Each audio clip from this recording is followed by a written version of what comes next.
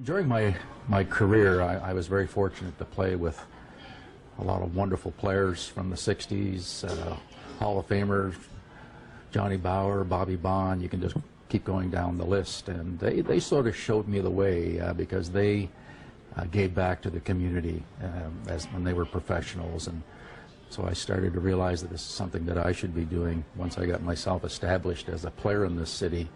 But I think most of our charity work happens after we retire, when you have more time to actually to give to the various works and needs across our city and our province, and sometimes across Canada from coast to coast. Feel as a player, going to visit ill children and seeing their faces light up?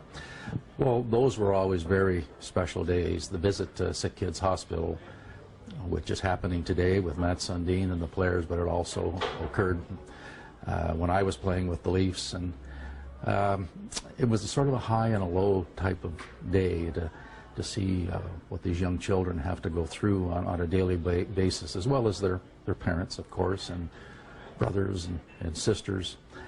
But you always left feeling good that maybe you helped a young person smile that day just by giving them an autograph or sharing a little story with them. So we always went away saying, boy, it was nice to be part of that today, but you also went away appreciating that your own children maybe not going through what these young people are. After you retired, you got more and more involved with charities. Yeah. Well, here in Toronto, our Toronto Maple Leaf Alumni gets very active, and the Alumni itself helps as many charities as it possibly can. But each individual player also, because we live in the area, we try to help where we can. And there's always those fundraising golf tournaments, fundraising hockey tournaments with executives that are taking place in our city throughout the year. And so a number of us do when time allows.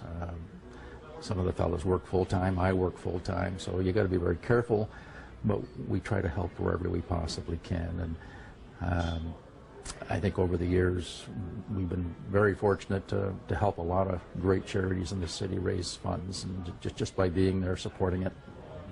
Well, being in the public space, you get requests from a lot of different charities, more than you could possibly That's correct. hope. So how do you choose which ones get your response? Well, I think all of us as players, we have our own favorite charities. Sick Kids Hospital is one that I support. I was a patient at Sick Kids when I was a boy, so it's dear to my heart. So all of us have those one or two charities that are very special, probably because of our own experiences or maybe our own family experiences.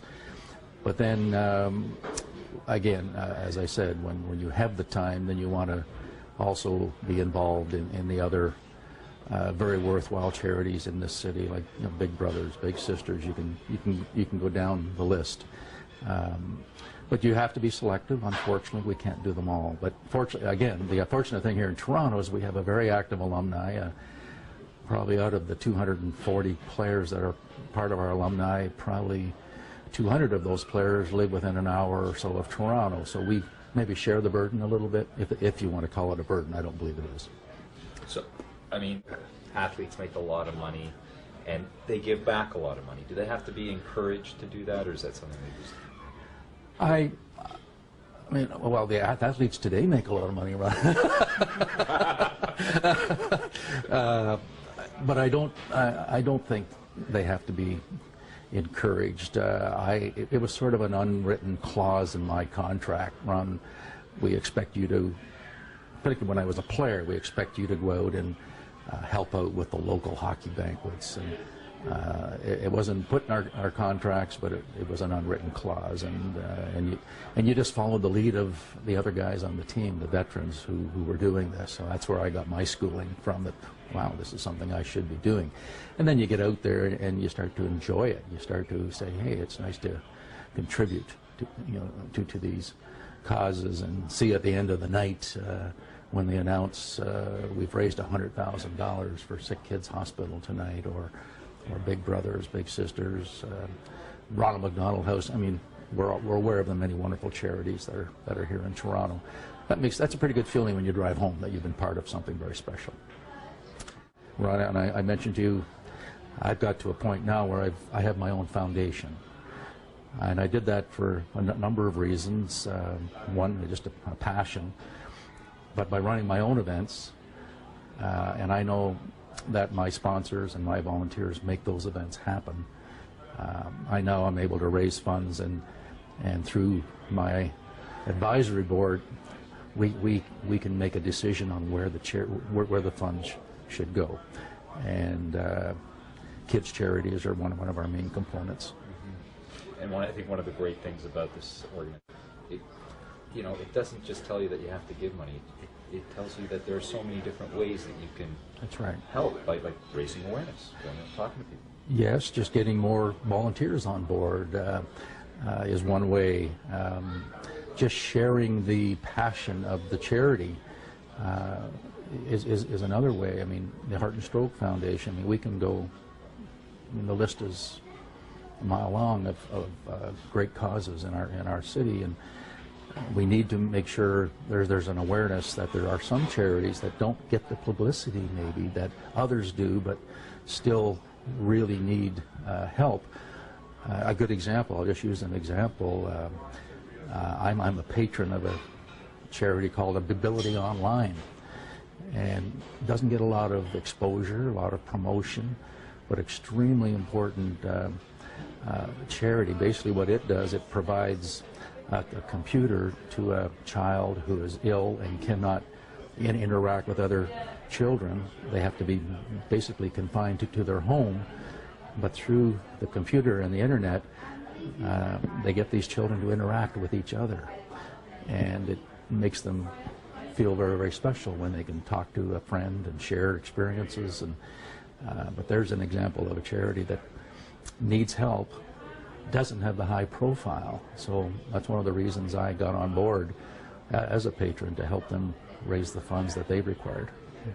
I mean, this documentary is aimed at everybody, but specifically at children who are going to carry the message forward. What would you say to encourage children to become more involved in charities?